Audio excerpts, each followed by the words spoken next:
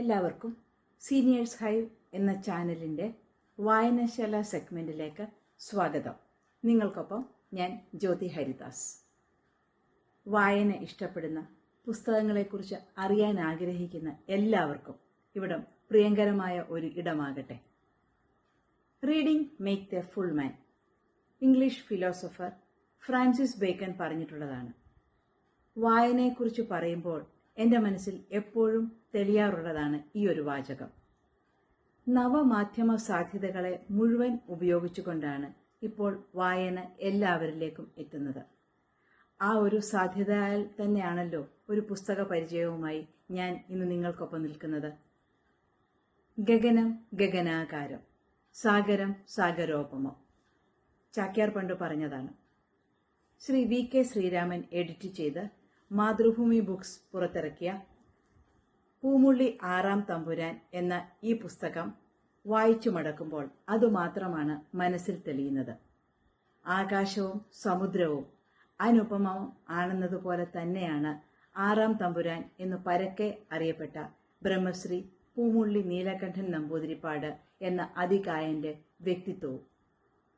അറിവിന്റെ തമ്പുരാനെക്കുറിച്ചുള്ള ജീവിതരേഖകൾ എന്നാണ് ഈ പുസ്തകത്തിന്റെ ആമുഖത്തിൽ പറയുന്നത്. അതങ്ങനെ തന്നെയാണ് എന്നത് മുന്നോട്ടുള്ള വായനയിൽ നമുക്ക് മനസ്സിലാകുന്നു. അപാരമായ അറിവിന്റെയും അഗാധമായ മനുഷ്യസ്നേഹത്തിന്റെയും ഉറവിടമായിരുന്ന ഒരാളെക്കുറിച്ചുള്ള രേഖപ്പെടുത്തലുകൾ.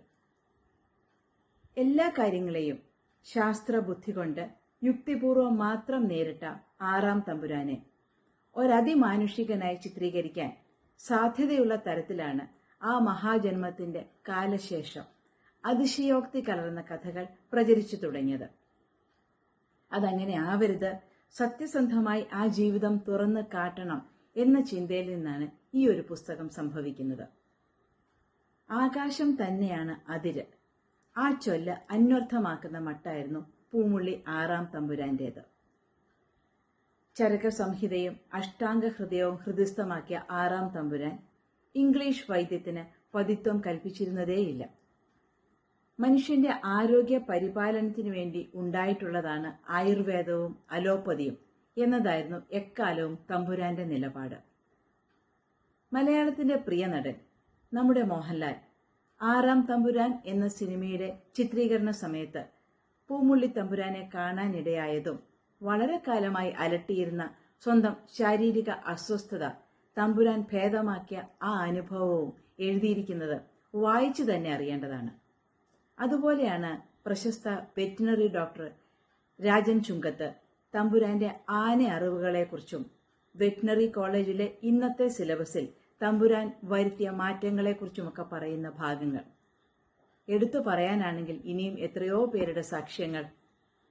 450-ൽ പരം താളുകളിൽ 63 പേരുടെ ഓർമ്മകളിലും അനുഭവങ്ങളിലും കൂടി കയറി ഇറങ്ങി വരുമ്പോൾ ഒട്ടനവധി പ്രമുഖരും അതീവ സാധാരണക്കാരും പങ്കുവയ്ക്കുന്ന വിവരണങ്ങൾ ഉള്ളിൽ തൊടുന്നതുപോലെ നമ്മിലേക്കെത്തുന്നു.